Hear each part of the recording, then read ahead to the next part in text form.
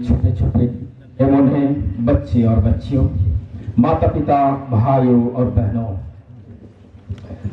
जब कोई राजा मरता है तो हमारा राजा अमर रहे का नारा लगाया जाता है।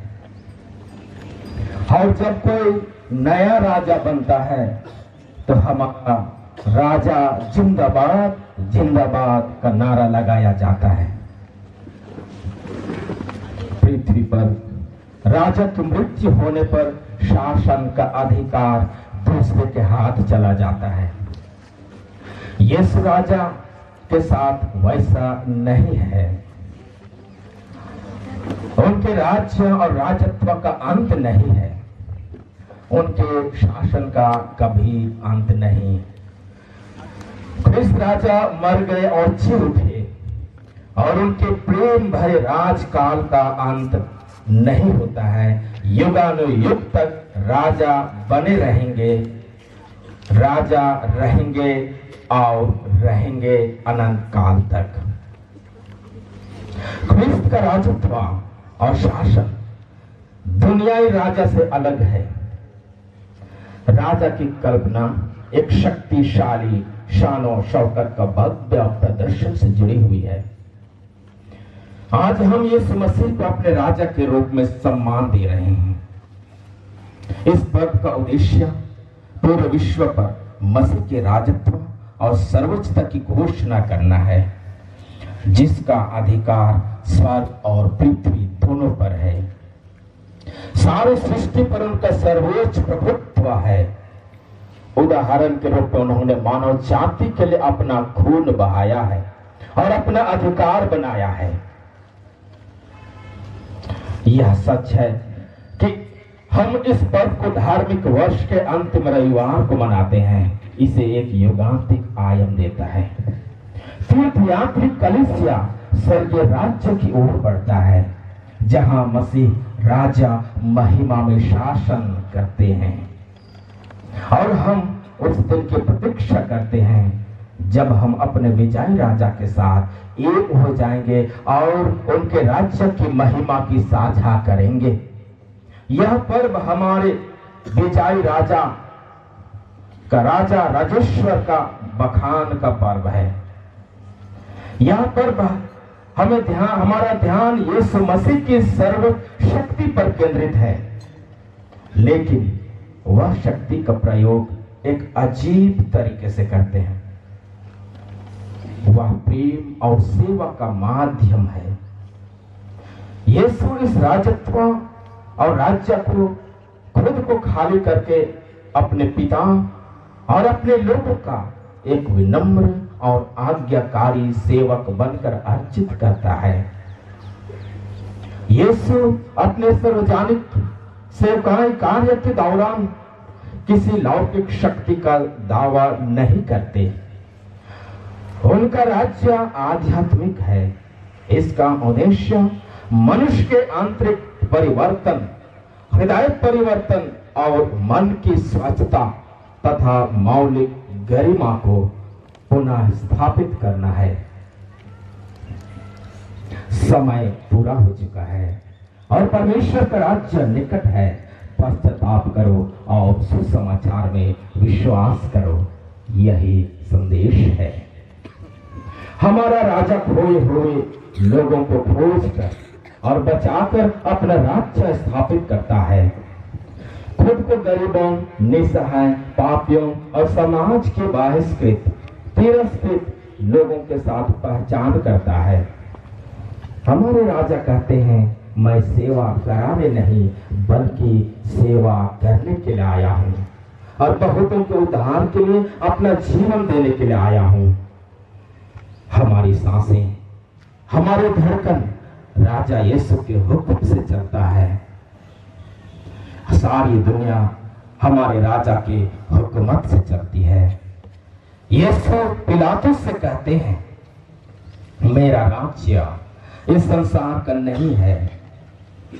हमारे राजा के राज्य में शक्ति शक्तिहीनता में है, सेवा अधिकार में है, शांति पूर्ण सत्यता में है, गरिमा उसी में चमकती है। मसीह के राजत्व का वास्तविक चरित्र उनके जुनून में दिखाया गया है। क्रूस पर उनकी राजसी गरिमा चमकती है। उनके अंतिम शब्द क्षमा, दया और प्रेम के शब्द हैं। वे आशाएं होकर मरते हैं, लेकिन उनकी मृत्यु एक विजयी जीत है। जैसा कि उनके पुनरुत्थान से साबित होता है, हमारे राजा यीशु का राजत्व, इसका नेतृत्व और सेवा में निहित है। वचन कहता है, संसार में राजा अपनी प्रजा पर निरंकुश शासन करते हैं और सत्ताधारी संरक्षक कहलाना चाहते हैं, परंतु तुम लोगों में ऐसा नहीं है। जो तुम में बड़ा है वह सबसे छोटा जैसा बने, और जो अधिकारी है वह सेवक जैसे बने। संत लूकास का सुसमाचार अध्याय 22 पद संख्याएं 25 और 26। यीशु हमारे साथ सेवक के रूप में है। वे हमें सेवा, निस्वार्थता, पीड़ा, पूर्ण उपलब्धता का मार्ग दिखाते हैं। वे नेता, राजा, स्वामी और प्रभु, वे हमारे साथ, हमारे आगे ईश्वर हैं, हमारे पूर्ण भविष्य हैं, हमारे भीतर हैं, जो हमें ईश्वर और दूसरों के प्रति स्वयं को खोलने का आग्रह करते हैं। हम उनके रक्त रंजित पद चिन्हों का अनुसरण करते हैं। हमारे राजा का मार्ग सत्ता की राजनीति, दौलत की राजनीति, कूटनीति और शक्ति प्रदर्शन का मार्ग नहीं है। उनका मार्ग निस्वार्थता का, सत्य का, क्रूस का मार्ग है। वो तो परमेश्वर थे, लेकिन दास का रूप धारण कर अपने आप को शून्य कर दिए। मनुष्य के समानता में जन्म लिया और अपने आप को दीन बना दिया और मृत्यु तक, हाँ, क्रूस की मृत्यु तक आज्ञाकारी बना रहा। आज यीशु राजा हम सबों को एक आज्ञाकारी बेटा बेटी बनने का आह्वान करते हैं, और वह परमपिता परमेश्वर के दाहिने विराजमान है। वचन कहता है, उसके वस्त्र और उसकी जांघ पर यह नाम अंकित है, राजाओं का राजा और प्रभुओं का प्रभु। प्रकाशना ग्रंथ अध्याय 19 का 16। मसीह तब तक सर्वोच्च शासन करेंगे जब तक वह अपने शत्रुओं का अपने पैरों तले ना रौंद दे, और समय के अंत में वह पृथ्वी के सभी लोगों को न्याय करने के लिए अपने शाही गौरव में प्रकट होगा और राज्य को परमेश्वर पिता को सौंप देगा। कुरिन्थियों के नाम संत पौलुस का पत्र अध्याय 15 का 24। हम अक्सर ऐसा सोचते और काम करते हैं जैसे कि हम केवल मानवीय बुद्धि से मौजूदा शक्तियों के साथ गठबंधन करके सुविधाजनक समझौता से इस दुनिया के शक्तिशाली लोगों को खुश करके मसीह के उद्देश्य में मदद करते हैं। हम अन्याय, उत्पीड़न के प्रति अपनी आंखें बंद कर लेते हैं। हम सोचते हैं कि न्याय और सत्य के लिए खड़े होने से हमारे व्यक्तिगत हित, धन, संस्थाएं और यहाँ तक कि हमारे समुदाय का अस्तित्व भी खतरे में पड़ जाएगा, और यहीं पर हम अपने आप को कमजोर कर देते हैं। हम कमजोर पड़ जाते हैं। आज के नेता अपने दौलत या स्वार्थ के लिए अपने शाख को भी गिरवी रख देते हैं, लेकिन मानव मूल्यों के लिए खड़े नहीं हो सकते। वे मानव मूल्यों को त्याग देते हैं। क्या हमने वास्तव में मसीह के मूल्यों को आत्मसात किया है?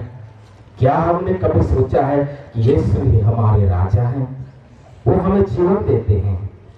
इसलिए आज जब हम अपने नेता, अपने राजा राजेश्वर का पर्व का जश्न मना रहे हैं, तो हम व्यक्तिगत रूप से और सामुदायिक रूप से अपने दृष्टिकोण और अपने कार्यों पर गहराई से नजर डालें कि मैं कौन हूँ, मैं क्या हूँ, मैंने मसीह के लिए क्या किया है, मैंने निस्सहाय लोगों के लिए क्या किया है, मेरा हृदय कैसा है, मैं कैसा हूँ, आज हमारे लिए सोचने और विचार करने का दिन है। मेरा राजा का सिंहासन क्रूस था, उनका मुकुट कांटा था, लटके हुए सिंहासन, उसका राजदंड एक सरकंडा था। निश्चित रूप से मेरा राजा ना केवल पीड़ा सही, बल्कि वह मृत्युओं में से जिया था और वह पुनरुत्थान हमारे अंदर है। हमारे इतिहास में एक छिपे हुए बीज के रूप में हमारी आशा और शक्ति का दिव्य स्रोत, हमारी महिमा की प्रतिज्ञा है। लेकिन अब हमें जो रास्ता अपनाना है वह है पीड़ा का, सेवा का, क्रूस का, प्रेम का, दया, क्षमा, करुणा, शांति और उदारता का मार्ग। हमारे राजा, हमारे नेता ने यही रास्ता अपनाया। मेरा राजा यीशु है, मेरा हीरो यीशु है, मेरा नेता यीशु है, मेरा संपूर्ण जीवन यीशु के लिए है। यह कहना आज मेरे लिए कितना बड़ा सवाल खड़ा करता है। क्या हम यीशु के इस मूल्यों को अपने जीवन में आत्मसात करते हैं? और क्या आज हम उस विश्वास के साथ घोषणा कर सकते हैं कि ख्रीस्त ही हमारा राजा है?